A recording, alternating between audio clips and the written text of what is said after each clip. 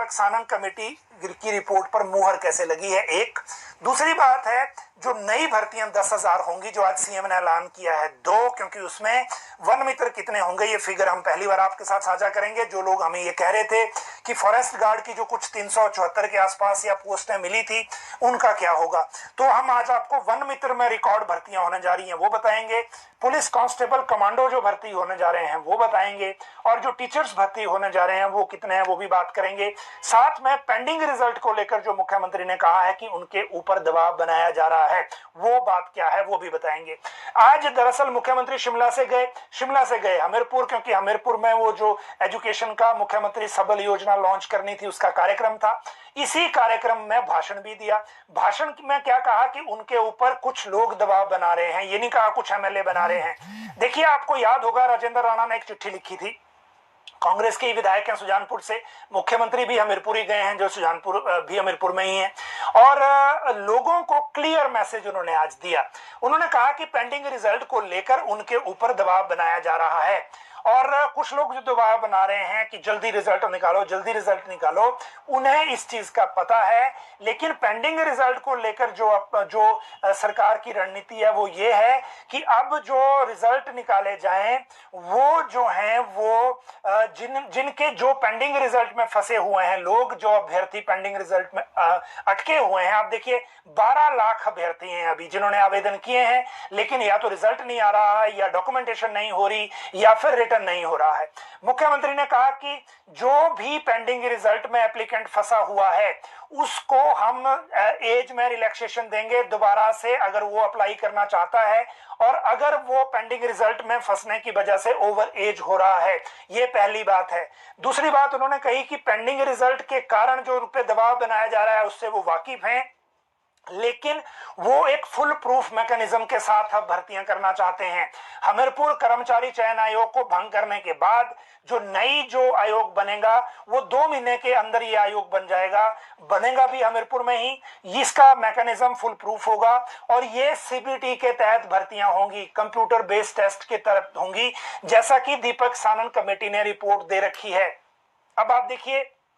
अगर दीपक सानन कमेटी की रिपोर्ट को लेकर अगर पब्लिक भाषण से अगर मुख्यमंत्री कह रहे हैं तो इसका मतलब दीपक सानन की जो कमेटी की रिपोर्ट है उस पर मोहर लग गई है। कार्मिक विभाग या राज्य सरकार के या जो बाकी लोग हैं, चाहे वो फाइनेंस है चाहे लॉ डिपार्टमेंट है, उनको भी अगर दीपक सानन कमेटी पर कल को कोई ऑब्जेक्शन होगा तो उनको भी उसको सॉल्व करना पड़ेगा। ऐसा नहीं है कि उस कमेटी की रिपोर्ट को अब खारिज किया जा सकेगा। वजह यह है कि सीएम ने ही अब ये कह दिया कि जो दीपक सानन कमेटी की रिपोर्ट में सीबीटी से भर्तियों की बात कही गई है वो एज इट इज रहेगी, सरकार उसको लागू करेगी, और इसको लागू करने के लिए जो जितनी भी सरकारी स्तर पर व्यवस्था करनी होगी वो सरकार करेगी। ये दूसरी बात हो गई। एक बात उन्होंने कही कि हमीरपुर आयोग में जो पेपर लीक का मामला था वो मामला बहुत सीरियस था। अब भी जितने पोस्ट कोड में एफआईआर हुई है उसके अलावा बहुत सारे पोस्ट कोड ऐसे हैं जिनमें अभी भी जांच का शक है और एफआईआर होने का आशंका है। दूसरी बात यह थी कि जो भर्तियां हैं, उन्होंने कहा कि जब नया आयोग बन जाएगा इसी साल, क्योंकि अक्टूबर तक रिपोर्ट आएगी, नवंबर, दिसंबर, जनवरी, फरवरी, मार्च, क्योंकि 31 मार्च को फाइनेंशियल ईयर खत्म होता है, 31 मार्च तक इसी साल 10,000 भर्तियां होंगी, ये मुख्यमंत्री ने आज कहा है। इनमें से 6,000 टीचर होंगे जिनको कैबिनेट अप्रूव कर चुकी है, TGT, CNB, school lecture new और जो जेबीटी। वैसे स्कूल लेक्चर न्यू की 530 पोस्टें लोक सेवा आयोग को चली गई हैं, लेकिन अभी सेकंड किश्त इसमें बाकी है, तो ये हो गए 6,000 टीचर। वन मित्र जो भर्ती होंगे वो 3,000 होंगे, ये आज मुख्यमंत्री ने क्लियर कर दिया है, 3,000 वन मित्र होंगे। और एक जो बात की है इन्होंने कि जो कमांडो हैं, पुलिस में कांस्टेबल हैं, आईआरबी में होंगे या कहां होंगे, ये जब क्लैरिटी होगी तब, क्योंकि सरकार के साथ डिस्कशन होम में चल रहा है पुलिस का, तो ये 1200 कमांडो भर्ती किए जाएंगे। तो ये टोटल 10,000 भर्तियां जो सरकार करेगी नए जो आयोग बनेगा उसके माध्यम से। ये आज पहली बार मुख्यमंत्री की तरफ से क्लैरिटी आई है, सरकार की तरफ से क्लैरिटी आई है कि आगे जो भर्तियों का मामला है उसको किस तरह से टेकअप किया जाएगा और किस तरह से इन भर्तियों को किया जाएगा। रोजगार के अवसर पैदा करने को लेकर मुख्यमंत्री ने कहा कि उनको